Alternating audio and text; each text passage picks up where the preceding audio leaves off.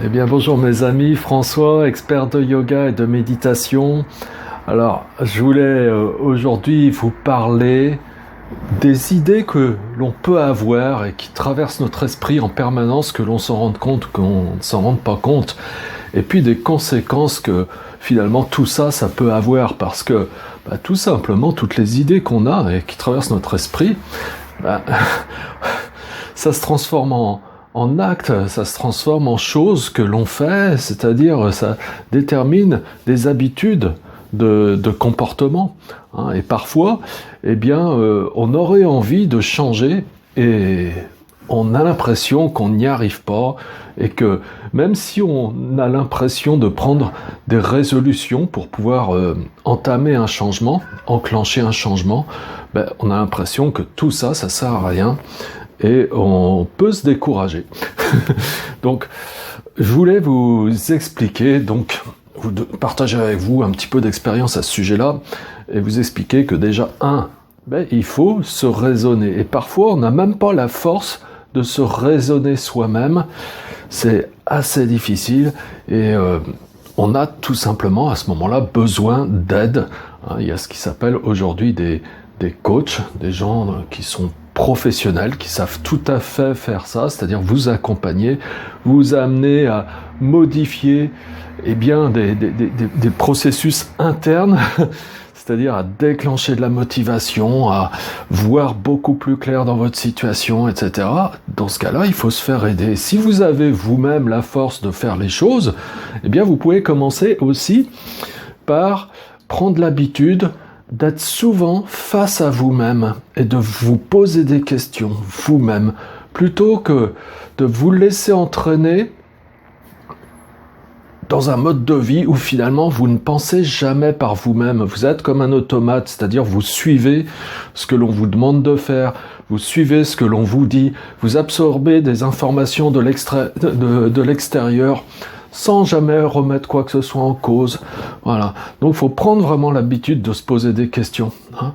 Donc, si vous prenez un coach, c'est fait pour ça, mais vous pouvez vous-même vous poser des questions déjà. Quand vous faites quelque chose, quand vous prenez des résolutions et que vous n'y arrivez pas, c'est peut-être aussi parfois parce que vous ne savez pas pourquoi vous faites les choses. Alors, vous pouvez vous poser cette question aussi, pourquoi je fais ceci, pourquoi je fais cela.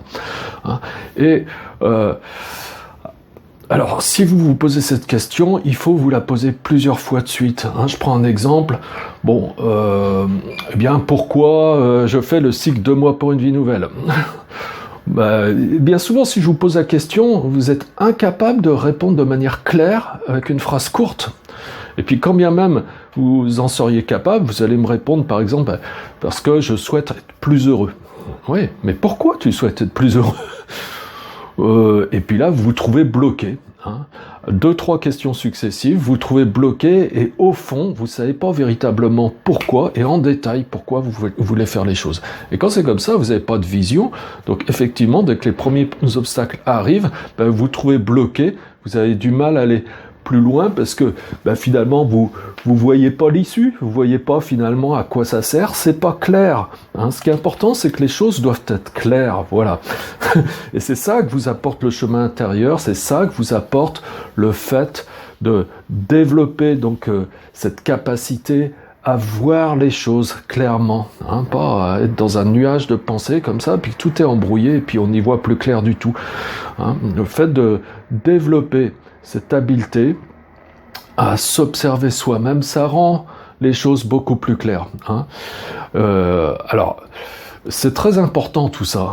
Et d'ailleurs, ça me fait penser à quelque chose que Swami Shivananda, un des grands saints de l'Inde moderne, disait.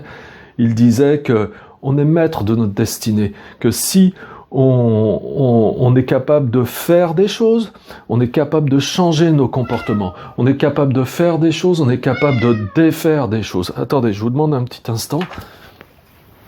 Voilà, vous savez comme d'habitude que parfois il est là avec moi pour les vidéos. Alors Swami Shivananda disait que voilà, à chaque fois que l'on fait quelque chose, que l'on pose une action et qu'on répète ce même genre d'action, on finit par développer une tendance, on récolte une tendance. Et puis que quand quand on sème des tendances de manière régulière comme ça, quand on laisse les tendances s'installer, eh bien, on récolte aussi une habitude. Et puis que quand les habitudes sont là, eh bien, on finit par développer un véritable caractère. Et puis, avec ce caractère, eh bien, on construit sa destinée. Donc, en quelque sorte, on est maître de son destin.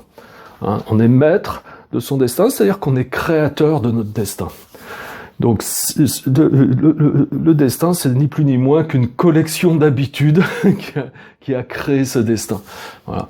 Et si, encore une fois, vous avez du mal, ben simplement, aidez-vous vous-même, inscrivez-vous par exemple au cycle 2 mois pour une vie nouvelle, ou faites-vous accompagner, faites du coaching, voilà, faites quelque chose si vraiment vous sentez que vous avez beaucoup du mal à vous extraire de tout ça et que vous sentez découragé dans votre vie.